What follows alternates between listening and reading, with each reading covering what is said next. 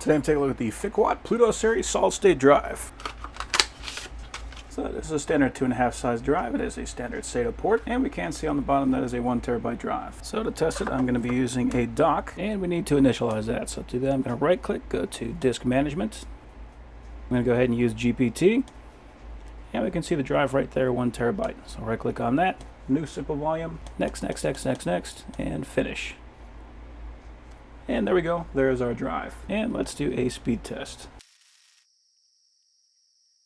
Okay, so we are seeing some pretty good numbers here. For the sequential 1 8 process 1 thread, we got 466 on the read and 456 on the write. For sequential 1 1 process 1 thread, we got 427 and 411. For the random 4K 32 process 1 thread, we got 185 and 174. And for the random 4K 1 process 1 thread, we got 23 and 51. So those are pretty good numbers for a SATA interface. It is worth keeping in mind, this is Thunderbolt 3, not Thunderbolt 4, so you could potentially see better numbers than this if you were using a Thunderbolt 4 port. And if you were to plug that directly into the computer, you could potentially see numbers that are even better than that. So overall, that is an excellent hard drive.